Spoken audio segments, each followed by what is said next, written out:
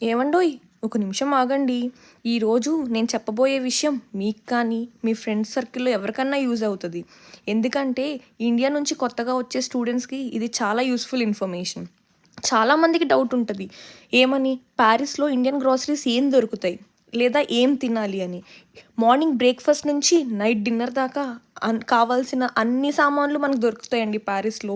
గార్దినోడ్ అని ఉంటుంది. దాంట్లో దొరకని ఐటెమ్ అంటూ ఉండదండి. గార్దినోడ్ అనే కాదు, ప్రతి సిటీలో ఒక్కొక్క ఇండియన్ స్టోర్స్ ఉంటాయి. సో, ఆ ప్రతి ఇండియన్ స్టోర్స్‌లో మీకు కావాల్సిన అన్ని సామాన్లు విత్ ఇండియన్ వెజిటబుల్స్ దొరుకుతాయి. కానీ ప్రైస్ కొంచెం ఎక్కువ ఉంటుందండి. ఎందుకంటే టాక్స్ ఉంటది కాబట్టి. సో, ఈరోజు మనం పప్పుల నుంచి ఆహ్, వెజిటబుల్స్ దాకా ఏం దొరుకుతాయో అన్నీ ఈ వీడియోలో చూపిస్తున్నా. స్నాక్స్ కూడా ఉంటాయండి. ఆవు నెయ్యి, నార్మల్ నెయ్యి, హెయిర్ ఆయిల్, ఇలా కొన్ని కొన్ని మిస్ అవుతున్నాం అనుకున్న అన్నీ మనకి గార్దినోడ్ అనే స్ట్రీట్‌లో దొరికేస్తాయండి. ఇలా కొన్ని వేరే షాప్స్ కూడా ఉంటాయి. సో, వాటిలో ఏంటంటే లైక్ లోకల్ వెజిటబుల్స్‌తో పాటు ఇండియన్ వెజిటబుల్స్ ఉంటాయి. సో, అట్లాంటి వాటిలో కొంచెం ప్రైజెస్ ఎక్కువుంటాయి.